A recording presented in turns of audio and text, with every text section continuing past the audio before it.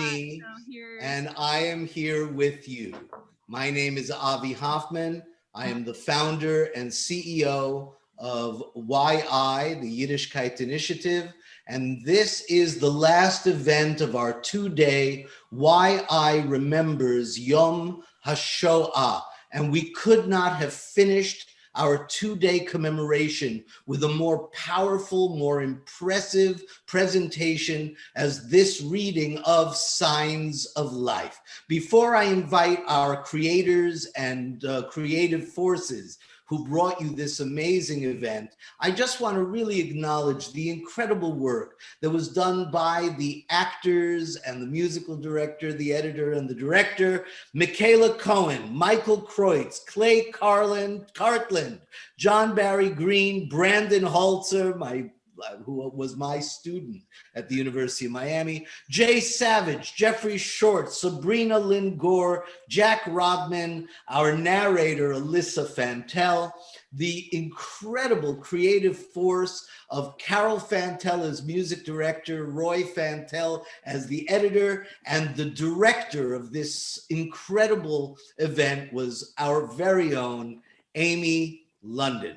So now I would like to invite to join me here in our Zoom. I'd like to invite the creators, Joel Durfner, Len Schiff, and Peter Julian, our producers, Virginia Christ and Joan Lyman, and of course, our virtual reading director, Amy London. And we're very lucky to have also joining us, Carol and Roy Fantel from Fantel Music. Shalom Aleichem, everybody. What a pleasure to have all of you here. And what can I say except that this was extraordinary. Where is Virginia? We're missing Virginia. Virginia, can you please turn on your video where it says start video. It's amazing when you have people who are not as technologically advanced as others. You know, we are living now in a world of Zoom, so everybody's got to learn to be a part of Zoom. Joan, you can back away from your computer a little bit because you know you're really close. Virginia, how about that? Better? We're still waiting for you, Virginia. I just texted her. Oh, we lost her. Somehow we lost her, so she's going to try and come back in, I guess. But in the meantime, we're not going to wait for her to start because we're live on our platforms. We've had two amazing days. Joan, let me start with you actually as one of the producers. And please back away from the computer just a little. Thank you. Joan, can you tell us a little bit about, you know, whose idea was it? Here comes Virginia. Okay. Whose idea was it to create the show? How was it commissioned? There's Virginia. This is a question for you and yes. Joan. All right. I'm trying to get closer and I fell off the chair.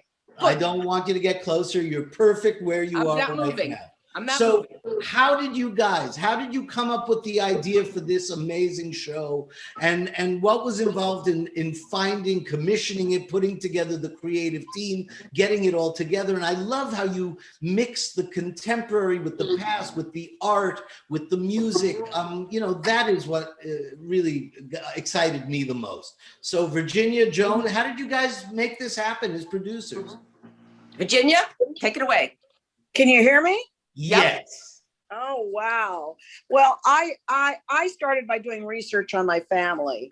And while before the Berlin Wall even came down, I went into Terezin, and the communists were still in charge and they didn't regulate that much. And so they let me into the safe and they said, well, you could just look through these things and see what you see. And I started picking up art posters and announcements for shows, and I was amazed. I mean, handwritten, hand drawn. And so that became the inspiration for the idea to commission something about this. And I met Peter Julian through On Guard Arts and gave him a bunch of material that I had on it. And he began to write. And we began to ask people to submit And Joel Dorfner submitted, and we liked what he did, and we asked him to do it with us. And then I think Joel went to NYU and found out about Len. Hmm. So you commissioned this work, and how did you get? Were there any aspects that you needed to deal with legally in terms of utilizing the art or utilizing any other elements of the historical perspective? Not actually, because so much of the situation is not in copyright. In fact, even the art that you use today was basically given to me by the museum at Terrazin, because it was drawn by people whose families they can't find anymore. And so as long as I contracted with them to only use it in conjunction with this show and the story of the ghetto, they basically gave me that art. So I never had that kind of a problem. Okay. Now, so you approached each of the writers, the three boys, the creative team that wrote it, and put it all together. You know, what was that process like of getting to them, talking about how the show would come together, and boys or guys, you know, they call you the boys. That's, I've gotten used to hearing it. You know, how did you all come together as a team? Any one of you can start. And Joel, someone named Armand, is no longer trying to get in. So we're good. Go ahead. How did this piece come together artistically in terms of the writing? Len, Peter? So, well, I'll start since I was on the project before you guys joined. But yeah, so Virginia commissioned me, and I wrote sort of a thing which was a musical without songs, but was written. So it was like a play, but I didn't write it as a play. I wrote it with the idea that it would be adapted into a musical, which is so it's a slightly different beast, a libretto without the songs. It's kind of, you just have a different mindset about it. Yeah, so I wrote that, a couple drafts, and at a certain point we decided we needed the rest of the creative team.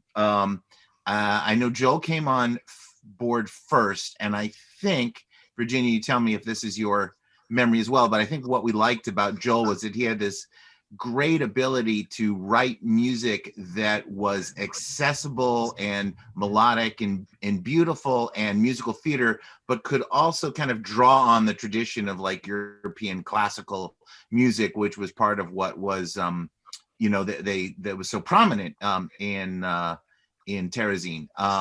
So Well, and, if you know, that wasn't what you liked about me, it should have been. So I think that was it.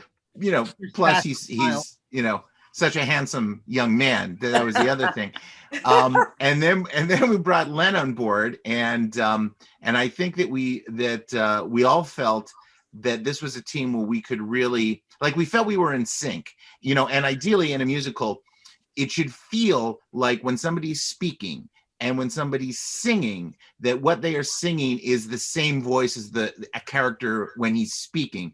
And in fact, the melody that he or she sings should sound like the melody that this person would sing if they had a melody in their heart, you know. And that's not easy to do. I've done musical collaborations where there was a disconnect. It felt like we could never quite sync that up, but I felt like the three of us really synced up that way really, really quickly, and we had an intuition that would work, and I think we were right. How and Len, what was your most memorable moment? I mean, do you guys have memorable, you know, moments that really stand out in the creation of the piece? In the creation, okay, so my most memorable moment in the creation. Or in the process. Collaboration. I can tell you one of my most memorable moments, because in the concert version, there's a lot less onstage violence because it would look very strange in the Zoom, or in a concert version. When my 4-year-old at the time came to see one of the rehearsals, he watched it and he was great and he was very well behaved. And he said, people fall down a lot in this show. And that was his big comment, and he was right. In terms of collaboration, no, just the kind of easy simpatico that I discovered with both of these guys. You know, both bonding on issues of craft, on Jewishness, on H.P. Lovecraft stories, whatever. Like there was just kind of immediate connection. They felt like brothers very quickly, and that was a very powerful thing for me. Peter, Joel. I'll just add something. As a Len and Peter both write words, and so as a composer,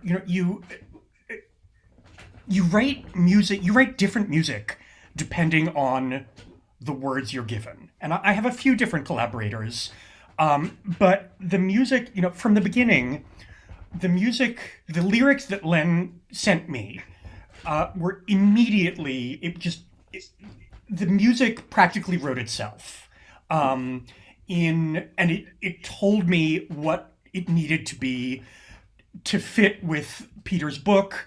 I also want to say how valuable it was to have both of them giving me feedback as I went. I remember that the finale, which is one of my favorite songs in the show, I wrote a draft of it, of the beginning. Len sent me the first lyric, and I wrote a draft of some music, and I sent it to him, and he said, well, wow, this sounds like a finale of people who know they're in a Holocaust musical.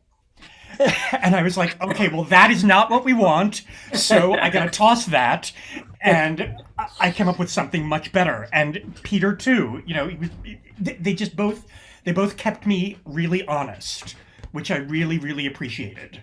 Nice. Peter, do you have a memory, something that stands out? Wow. Well, so there's a lot of memories with the show. I think good ones. One of the good ones. All good ones. Not one of the ones where you were yelling at me. No. No, none of those.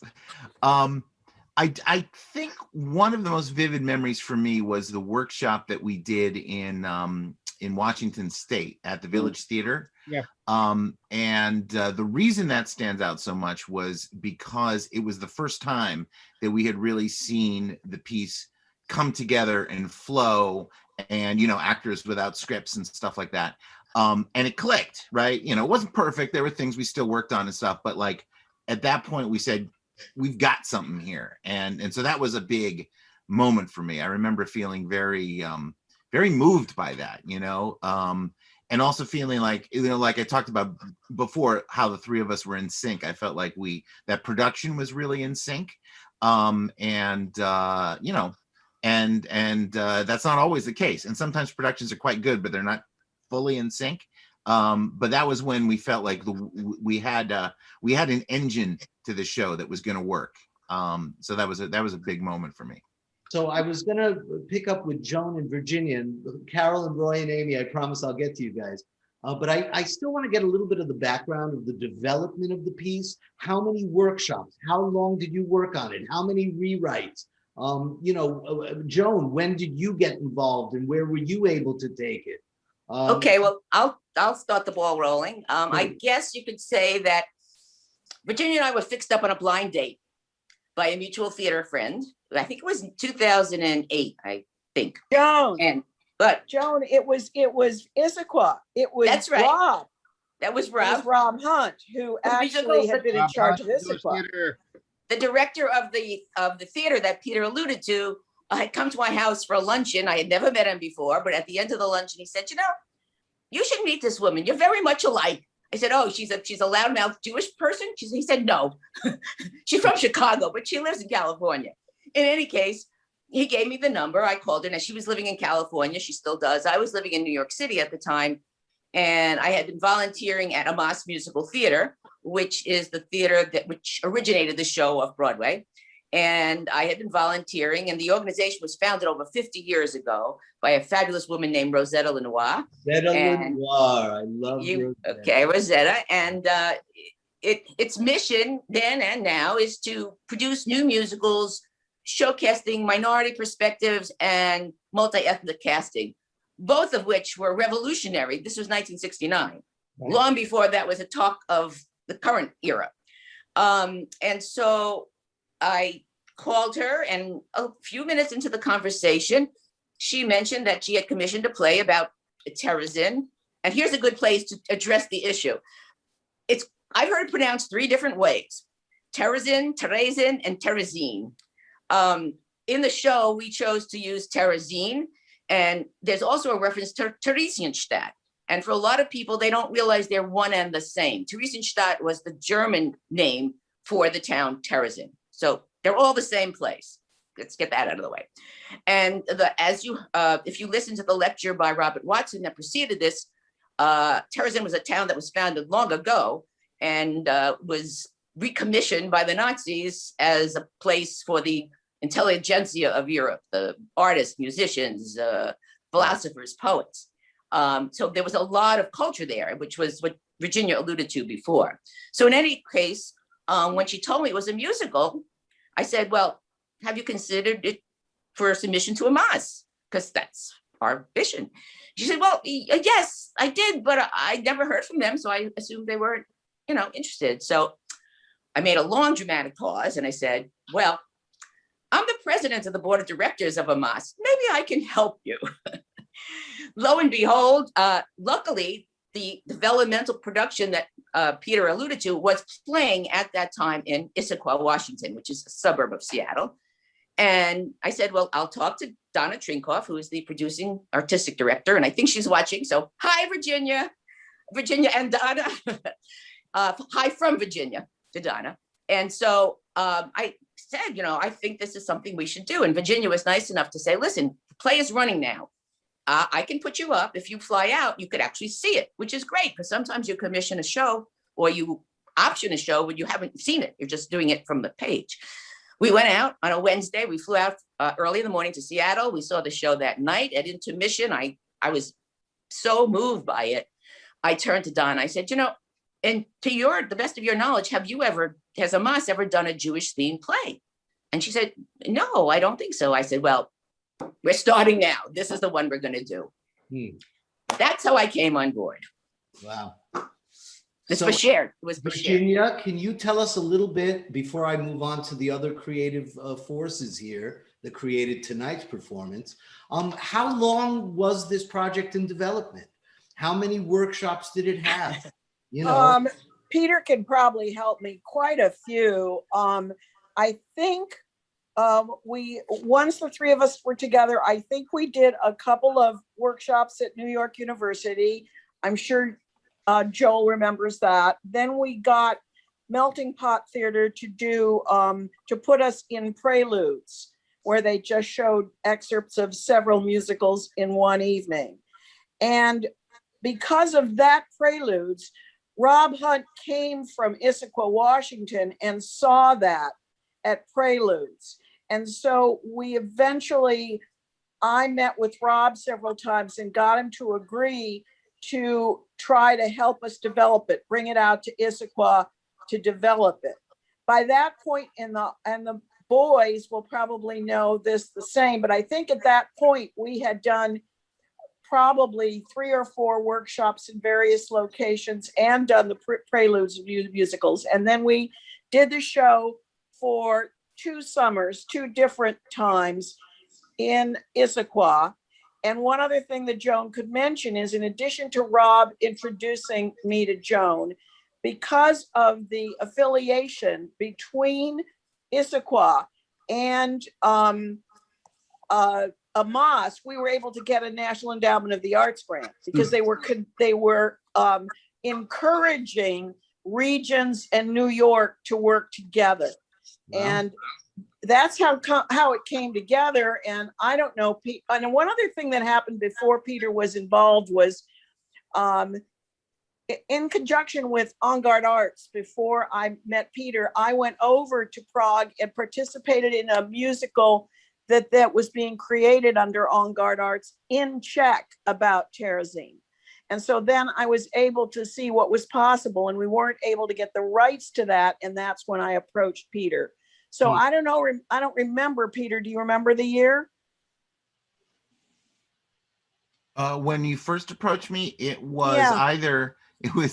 well, I'm not sure I want to say actually, because Oh, I come will take on. myself. It was either 1999 or 2000. I know I handed in my first draft to you in the year 2000. I remember that. There you are. Because that was, I remember my wife was pregnant. Yeah. Oh, so actually it may have been 2001, because my son was born in February 2001. So we started working on it in 2000, and I handed in the draft to you like a month or two after my son was born. I had to take like a month off after my son was born because I couldn't deal with anything else. And then I wrapped it up. It was almost done at that point, and handed it in, I think, in March. I think, and we finished in Chicago, Avi, I think in 2013. So there you go. I think See, that's from Virginia, start to finish. There's one more reading you left out. That was in New York, when Amos was now involved in the village, in Greenwich Village. We did a production in Greenwich Village. It was a developmental right. reading. That's It was a reading. And the play was called Terrazin at that point in time. Mhm. It wasn't called Signs of Life. The name became changed. Right. But that was a reading that we did. And each time you do a reading, you see things and you tweak it. So what started out in 2000, most of it is what you saw today, but a lot of it, some of it stayed in, some of it went out. That's what happens when you develop a musical. So I want And Avi, I would mention two other things that were interesting about this. We worked on it at American University in Washington, D.C., and they did some educational material. So in the process of this, we did it with students. And then between New York and Chicago, we actually went to Prague and did a concert version of the show to the international group of psychoanalysts in Prague. And that was also very interesting. Wow. I'd actually like to come back to that theme a little later, but I'd like to pick up on a couple of things for Amy and Carol and Roy. One of the things a lot of people don't realize when they watch these shows or go to the theater is how long it sometimes takes to develop a piece, to really get to a place where it's producible. Joan approached me and said, I have this musical, and I, of course, am always interested in anything related to the Holocaust, being a child of survivors myself and having done a lot of Holocaust awareness and education work.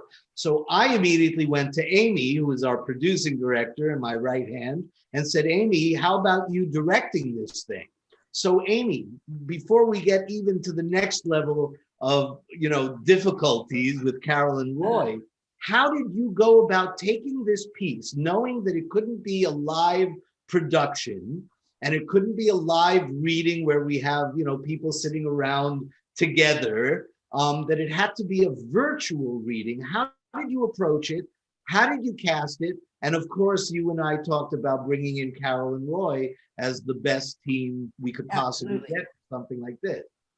Well, originally we were going to do a live reading and have the songs be recorded. Right. As an elevated experience. And then we realized that it was the best bet and the safest bet, especially because it was lengthy, was to record it in advance so we can edit it together. And that way we had no worry about a Zoom failing or sound going out or any kind of situation like that. We felt that was the best bet to give it its best opportunity in the finest light. In casting the show, I worked hand in hand with Carol because it was equally important that the actors have the right vocal range as it was that they have the right acting range. And I was very, very happy with our casting. I think it worked out really well. Brilliant. Everybody did a fantastic job. They worked on the show for about 3 months. They had the music in hand. It looked great. It looked like we were all in the same room, but we weren't. And everybody was in front of a green screen and nothing else. Wow. And so we had to work very hard to make it seem natural, to make it seem like they were together and performing together. And I think the actors did a superb job with that. Well, which brings me to Carol and Roy. So Carol and Roy, you guys, but first of all, you're amazing. But can you talk a little bit about the challenges in number one, teaching the music, long distance, recording the music and the dialogue, and then of course, Roy, the editing is just so incredible. The way you put these things together just makes it seem like it's really a production and not just a bunch of people recording themselves and singing a little day. So can you talk to that for a little while? First, I want to say that it was an honor to work on this piece. I wish we had all been able to be in the same room, in the same state, in the same but Same time zone. Thank you. Time zone. We had 3 different time zones going with everybody involved. But thank you. And just the fact that it was during the year of or plus of COVID made things more challenging. Believe it or not, we had a few COVID scares among our cast, and then we had one person I was working with one night on the music, and I said, do you feel okay? Yeah, blah, blah, blah. The next day he says to me, I have COVID. So then he couldn't record for us for the next 2 weeks or so. Oh my I mean, gosh. it just, we had so many additional challenges,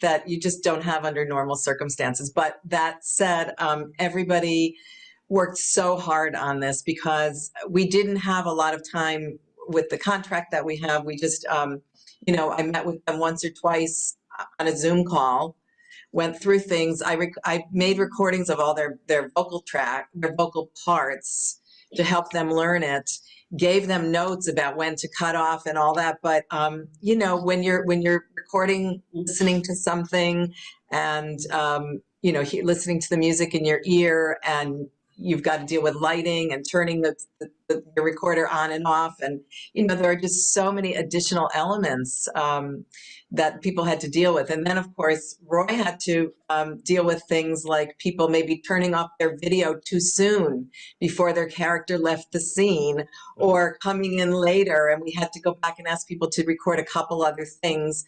And sometimes we couldn't. So, we used the artwork in those cases, and it really helped to have that. And I think it was just so beautiful and moving to see the artwork interspersed. So yeah, I'll let Roy talk a little bit about the editing. He edited the sound, the audio, as well as the video. So, hi everybody.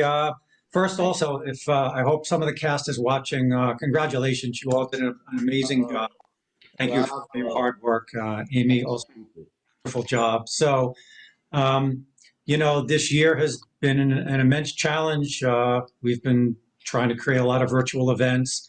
When we talked about how to present this, we didn't want another Brady Bunch musical where everybody was in boxes. So, the idea of everybody recording on a green screen allowed me to create space that wouldn't have existed, and at least try to evoke the emotion of being, somewhere other than, their bedroom or living room or kitchen, which, we felt was important to the piece, to the integrity of the piece.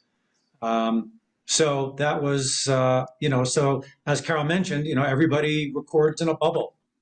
And then we get the video and we try to put it together, work with the audio to try to make cutoffs work together, so it makes it sound like they've actually been singing together. And balance the audio. And balance the audio.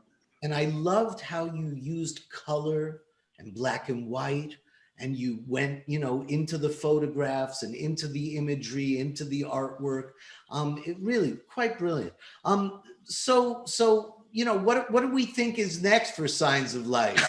Any thoughts? I mean, I think COVID, we will see the day, whether it's 6 months, 8 months, whatever it might take. We are starting to head back into a live theater world, but I think there's more of an academic aspect as well to this. So, Joan, Virginia, do you want to talk about what your plans are for next? I'm going to turf it to Virginia because she's the one who commissioned the show. So okay, Avi, I think the biggest hope for me is, especially when we get through COVID, is to see this used in educational venues. There's so many talented musical theater programs. There are also some very active Holocaust centers. And so my hope is that that it can be used in that way. I mean, I think even the experience we had with the American University students, they seem to have been very impacted by having worked on the show. And I think there's so much relevant to it, not only what happened historically, but how does that translate into things that are happening today? So that's my real hope, is that we can get it picked up and utilized by educational institutions. I think that would be the best place for it. Yeah. Of course, the artists get to say otherwise, but that's what I think. Well, we specifically asked the artists to go back and create the version you saw tonight, because the original show was a typical 2.5 hour with intermission show off Broadway. And truthfully, I think people's attention spans have shortened. And a lot of people now are not that happy about sitting in a theater for 2.5 hours, certainly not with COVID, but even before this. So we asked them to make a shorter version without intermission, with the idea that even if we did it commercially, in another venue like we did in New York or in Chicago, it would be a 1-act play.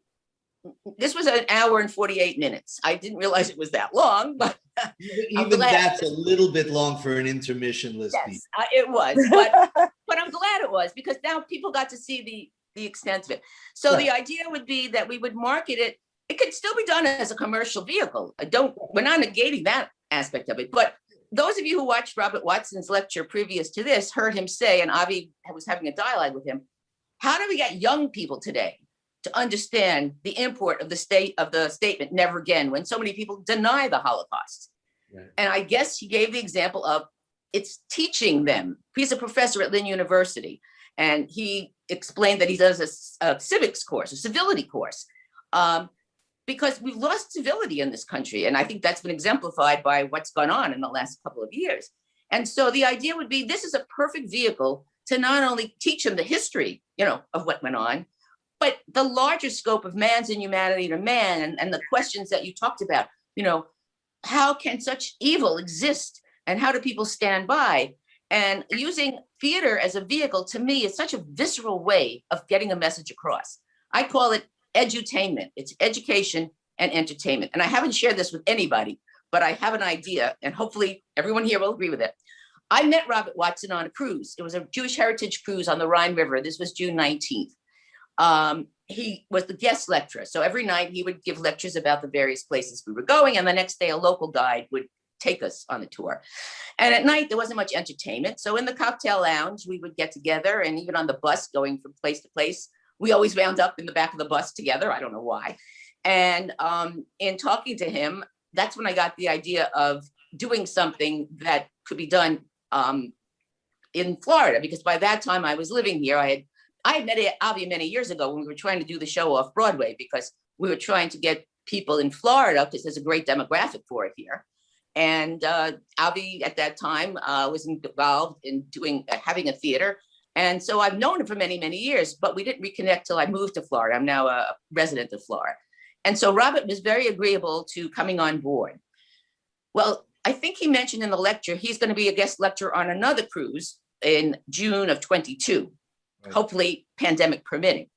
And again, he'll be the guest lecturer, only this time it's going to be on the Danube, which means it's going to stop in Prague. And they will have a trip to Terezin. And I'm thinking, why not do excerpts from this show? We have the video on board the cruise ship as preliminary, or after the people have gone to Terezin. I think this would make a great package, again, of edutainment. They're seeing a show, but they're being educated and enlightened at the same time. So hopefully that's my next project. Let's see if it comes to fruition. So before I'd like to open up the floor to everybody to respond to what I'm about to say. This whole 2-day commemoration has been about, how do we keep these lessons alive? How do we teach? How do we entertain? There are many museums, but only 17 states in the United States of America actually mandate Holocaust education. So what happens after the last survivors are gone. And we know it's going to happen, and hopefully it doesn't happen for a while, but the day will come. So there are schools, there are museums, but my contention is that we have to incorporate, as you're saying, the edutainment aspects of it in entertaining, using theater, using art, using music, using poetry. How do we bring these lessons to new generations so that this, continues from generation to generation, 2G, 3G, 4G, and into the future? So I open it up to the boys, because you're the creative forces here in terms of the writing and the composing. How do we continue to find these kinds of pieces and bring them to the mass market, not just Jews, but everyone who needs to listen? Please, anybody, Len, Joel. You're stumped. No, well, I mean, okay, so there's a few things. Excuse me, New York. I'm saved by my by the car outside, exactly. So one thing is that part of the Holocaust is infinitely strange, and on some level infinitely familiar, because we know the images, and part of making art about the Shoah that can re-engage audiences, I think, is to find ways of making it unfamiliar, which in some cases I think is like doing weird things, like, having a rehearsal for a Golem play, like having a character, carve a wooden toilet seat, which is a real thing. I think that the way, great Holocaust art, literature, film, whatever, has always found a way of making it vital and feel like it's telling you something new. And sometimes that's just doing the story well. I mean, Night doesn't tell you anything new, and yet it's the most brilliant Holocaust memoir ever. I mean, it, and yet it's shocking because of its clarity. Right. So I kind of think that, yeah, I think art is really important for this. But art that, enables you to see it with new eyes, so that it strips away the familiar. I hope we try to do that. I mean, I know we hope to do that. I hope we do that. Yes, and I think you succeeded certainly in this piece. Peter, any thoughts on the subject? Yeah, I don't know if this answers the question beyond this particular show, but I've been feeling for a couple of years, in light both of the casting choices they made in Hamilton, as well as what's been going on in the news in terms of family detention and at the border and things like that, that I would love to see a production of this that has a really multi-ethnic cast for the Jewish characters. I think that could have tremendous resonance, and still be true to the story and to the piece and to the history. So I would love to see that at some point. I think that could really be impactful. Amy, would you like to address that? Multi-ethnic? Yes, one of our characters. Well, I chose to have an African-American Kurt, which was a novel idea. Right. And I think it worked very well. Yes, I loved it. And I loved that he was portraying someone who had been very successful. Mm-hmm. Right. Not a slave. Correct. Like that, Correct. And I thought he was marvelous, and that worked very nicely for the piece. And I agree, I'd love to see more characters of color. I think it would be great. And I think it would work. I think it would work perfectly. Again, another tribute to Donna Trinkoff. When we were doing this in New York, she even toyed with the idea of doing it then, of doing a multi-ethnic production. And again, this was 2010 was when we debuted off Broadway. So it's an idea that we've had for a while. And I think the time has come where it will be accepted. It won't be viewed as how could they cast a Hispanic person as a Nazi? Well, Right. it's called acting, folks. Right. You know, that's what it's called, and there's a reason for it. Right. Now, I think the show could tour to schools. I think it would be very powerful. Yeah. Tour for schools. Absolutely.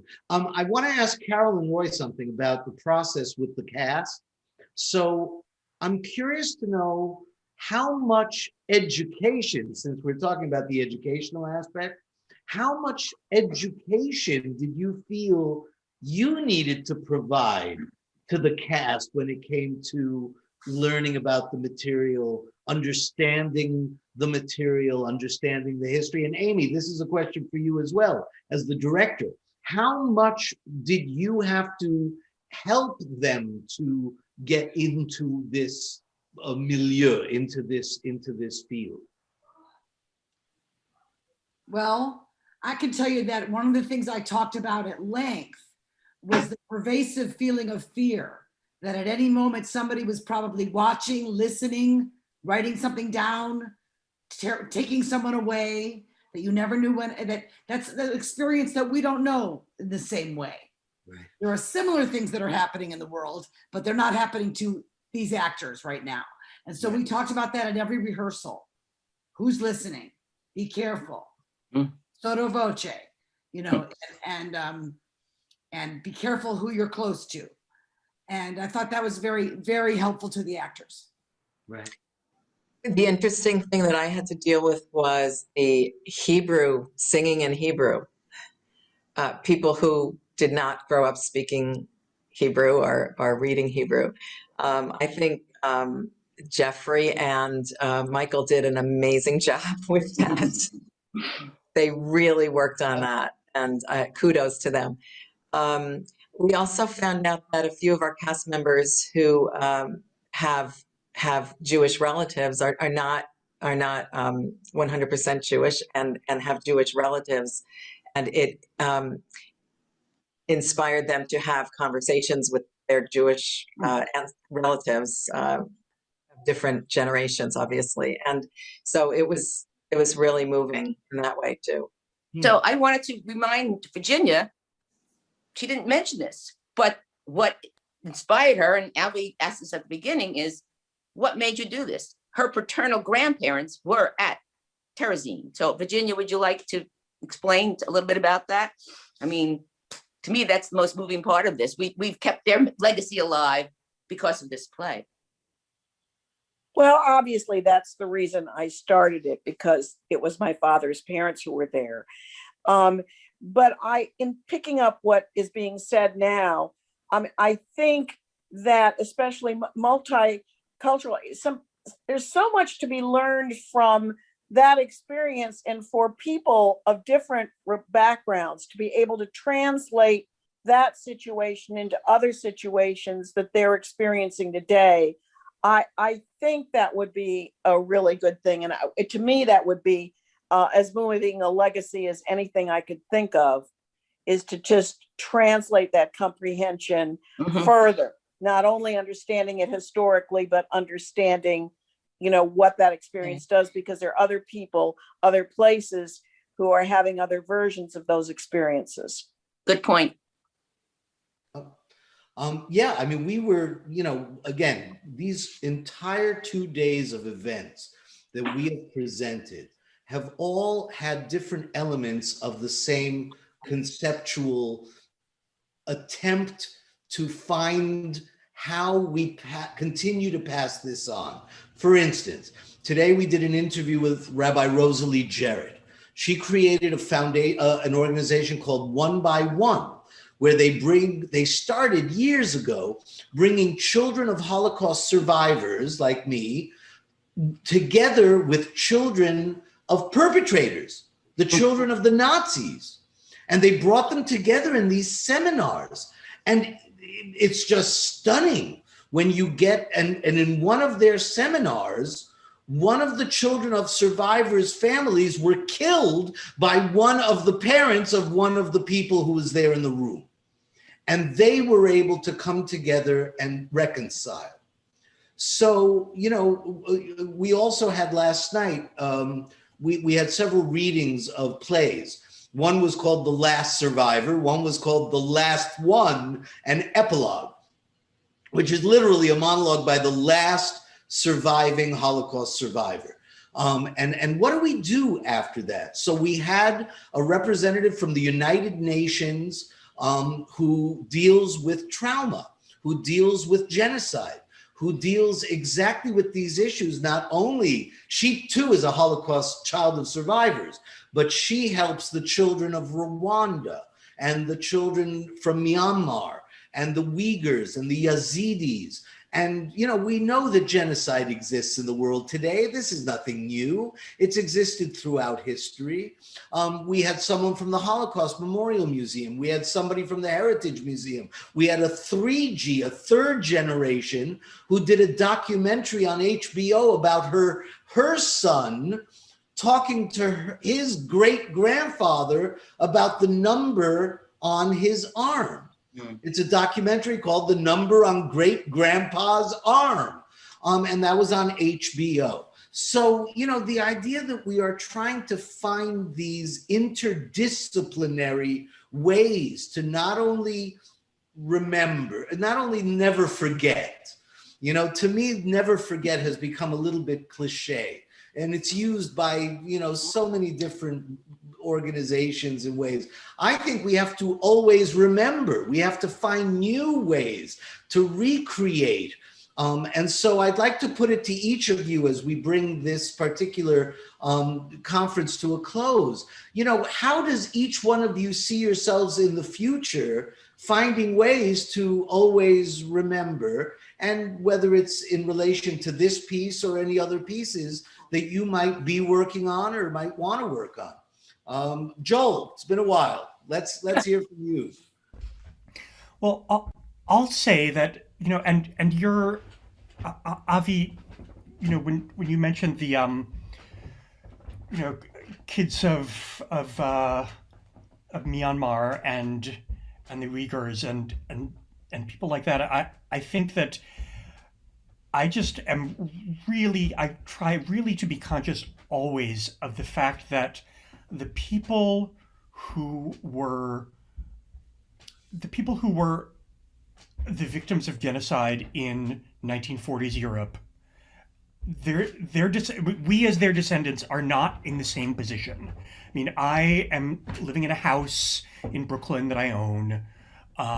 You know, I'm basically yes, that you know, always remember and never again doesn't just mean never Jews again. It means never anybody again. Correct. And as you mentioned, you know, this is happening now.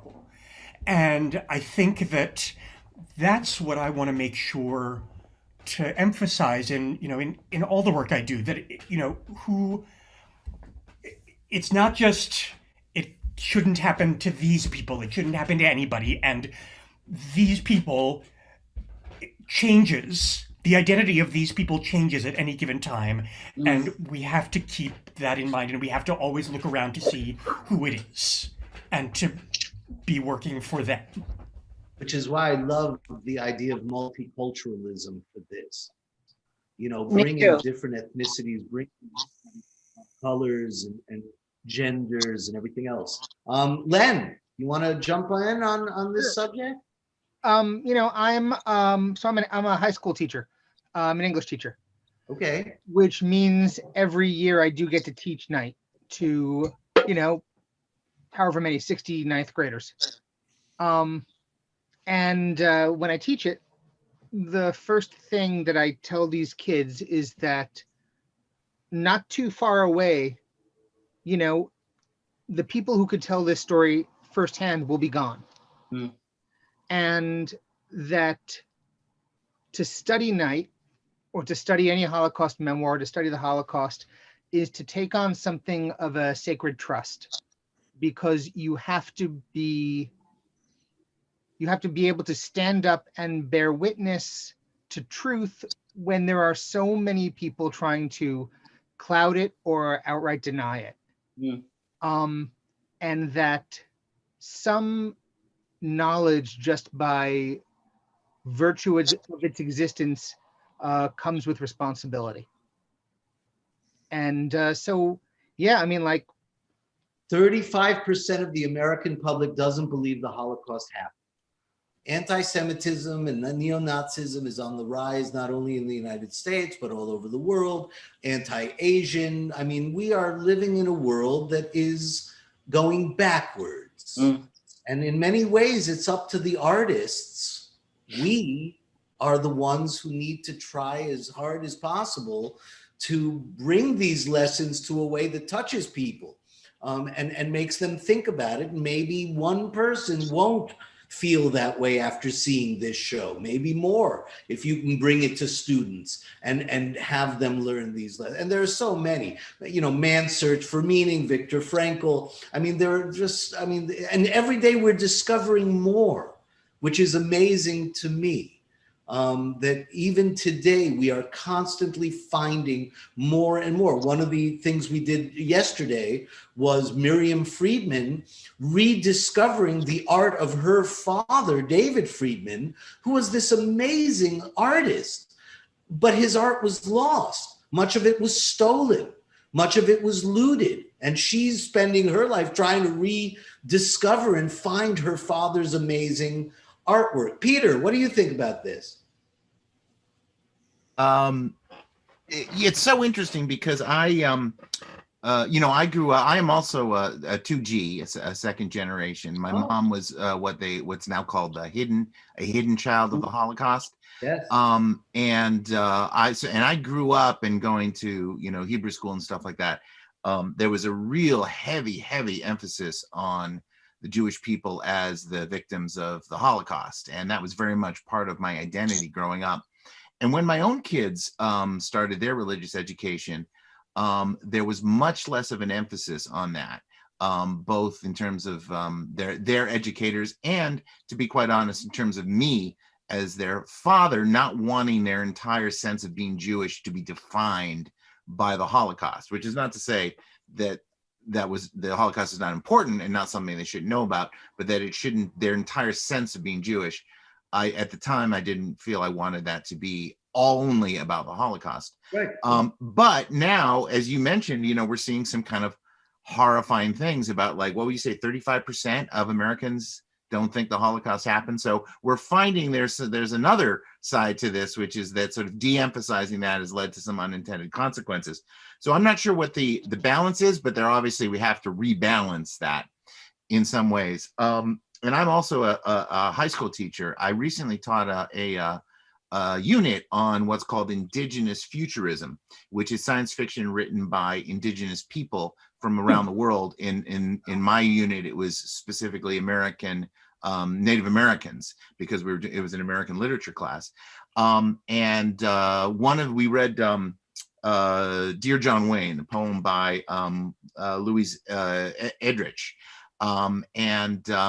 My students didn't really know John Wayne that well, so I did a little bit of background, and we wound up spending about a day kind of looking at excerpts of the movie The Searchers and reading some articles about that. And what's so fascinating about that movie, it's generally considered one of the greatest movies of all time, certainly in the Western genre, and it is. And it's also a movie that tries not to be racist and fails. It's a racist movie. And so we had this really interesting discussion about why does it fail? In what ways does it fail? And it was really interesting because my students had very little sympathy for the failure of the artists who made that movie to not be racist. They had very little patience for that, which was fascinating because I grew up at a time where you just constantly accepted the racism of whether it's the anti-Semitism in The Great Gatsby or it's the anti-Native American depictions in Westerns. You just kind of had to take that and say, okay, yeah, this is racist, but I'm still going to appreciate the art for these other things. And there was much less of a tolerance of that among my students. So, and of course, I do want them to be able to appreciate great work and to have kind of a complicated mindset about it where they can recognize the racism, but also still appreciate, the cinematography. But it also gave me a lot of hope in a lot of ways that there's an impatience with the pussyfooting around with racism that I think has been so ingrained in our everyday lives for decades. When I think about it, like every, from the first television show that I watched as a kid, when you look back at some of this stuff now, Right. I was never a big fan of like the John Hughes movies in the 80s, but people are looking back at them now and discovering this like horrible rape culture, sexism in those movies, Dr. Seuss pulled their own books because he was doing at the time Mhm. what was considered acceptable. But as we look back today, oh, no, that's not acceptable. And they themselves pulled 6 books. So yeah. Yeah, no, absolutely. And I certainly, I don't want The Searchers to be banned. I don't want people not to have access to that movie, but I do want people to go to deal with both the culture of the past and the culture of the present with a mindset that recognizes these things and is no longer patient about it. And I'm hopeful that that's something that we can get to and that we're starting to get to. And then I'm starting to see with younger people, at least younger people who are well educated and who are given the opportunity to grapple with those things. I think the theme that has come out of these last 2 days in every single event we've done is hope, hopefulness, hope for the future. It's gonna work out. It's gonna be okay. People are better than that.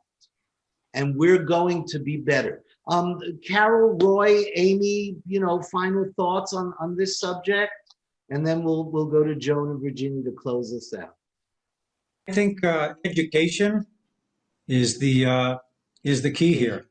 These last few years with what's gone on in our own country, I keep going back to the lines. You have to be careful. We're kids are taught by the adults to hate, to fear. And so it has to start there. And I love the idea of using this this musical, in the school systems to help part of that educational process. Right. I work at 3 different universities right now, as well as guest artist work at a bunch of high schools, and I always use whatever opportunity I can to teach the young people that whatever they do, whether they become artists as a career or not, it doesn't matter. But the point is to have this in their lives, and it's a responsibility to understand and be compassionate and be caring and to treat everyone equally. And the arts teachers, I give them a lot of credit because they are doing important work. Arts classes are what teaches us about humanity. And I applaud you gentlemen who are doing these things in your English classes. And it's vital work. It's really vital. So thank you. And it has to be multidisciplinary. I mean, ultimately, it goes through politics and social studies and history and music and poetry. Amy, final thought on. Well, I also want to add my gratitude, Avi, to both you and Joan for bringing me in on this project, because it was really something special to work on. And I really enjoyed working with this primarily young cast about this topic, because it really was an eye-opener, and I loved the opportunity to do some teaching along with directing. So thank you to you both, and for all of you for creating this wonderful piece. Yeah, maybe we'll have a chance to talk to Lynn University about doing it with their drama department, with Robert Watson and everybody over there. And Amy, maybe you could direct it there, because I think you're a great director. I'm already working there, so we can talk about that. Oh, okay, Carol. Virginia, Joan, what do you want to say to take us out of this wonderful conversation? Well, I want to point out, and I don't know if this was evident from the beginning of the show, but the rehearsal that was taking place at the top of the show was utilizing people who, before they were imprisoned at Terezin, were singers, artists, musicians. So they were rehearsing, but they had already been performing in Terezin before the Red Cross visit, because they were allowed, how the Nazis decided to do this, I'm not sure, but they were allowed to perform for each other. And I think that by doing that, that helps sustain them, because the art was so much a part of their lives pre-Terrorism that being able to do it in captivity, I think somehow helped to keep them alive and help them to keep hope alive. But what I want to say in terms of my memorable experience was, I've had many memorable experiences in my life, but participating on this show will go down as probably one of the most meaningful things I have ever done. And I've always been fascinated by the Holocaust. I've not lost any relatives that I know of, but ever since I was a young child and I first saw someone, my mother, the mother of a friend of mine had numbers on her arm, had been at Auschwitz. And I must have been 6 or 7. We had gone there for cookies after school. And I remember coming home and asking my mother, why does Helene Gottesman's mother have numbers on her arm? It was a concept I just couldn't wrap my head around. And I think that's what led me all these years to try and find the answer to that. Not that I did, but by being a part of the show, I feel that I have in some way helped not just to keep the legacy of Virginia's grandparents alive, but to help the legacy go on Lador from generation to generation in Hebrew, so that this work, long after I'm gone, hopefully will still be here and will be my legacy. Bravo. Virginia. I don't think this specific story should change, because this specific story is absolutely true. But what I hope is that by taking it to younger minds and taking it across denominations, that the analogies will start to get drawn. And, you know, I think it's even more visually effective to have the cross-cultural cast. And I thought they did a beautiful job, all of you, with using the art. So the combination of the art and the cross-cultural cast, I'm hoping that the analogies will be obvious to the students. And working with younger people, they're more open, they're absorbing.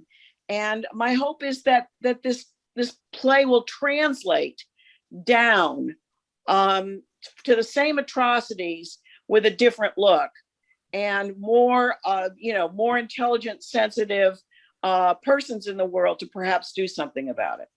Bravo, bravo.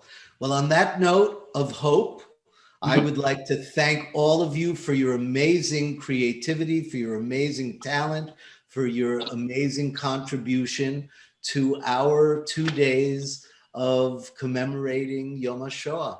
And that's why I remembers. So thank you all very, very much. I wish you much success in all your future endeavors. And I say thank you too. Well, thank you. To you and everybody. Thank you. Good. So you can all turn off your videos whenever you're ready. I'm going to say a few last words to our audience. I thank you all again. Ladies and gentlemen, you know me. Avi Hoffman, the founder and CEO of the Yiddishkeit Initiative and Why I Remembers.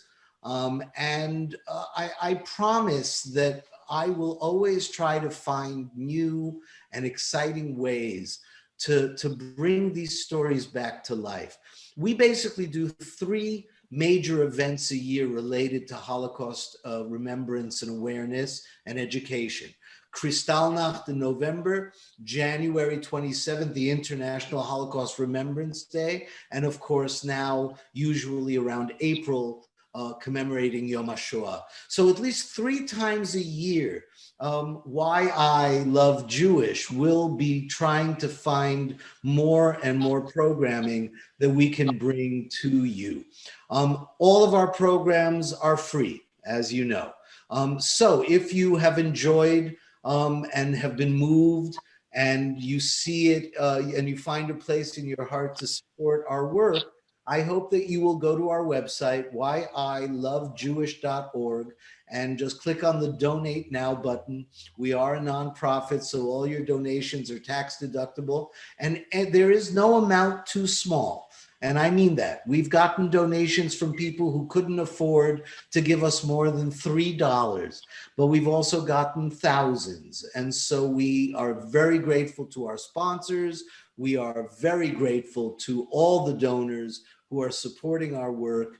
And I am incredibly grateful to all of the creators of Signs of Life who brought us this amazing piece of art. So I thank you all, and we are going to have many more events. Go to our website, whyilovejewish.org, and you'll see all the great events that we are bringing and continuing to bring to you. Thank you so much.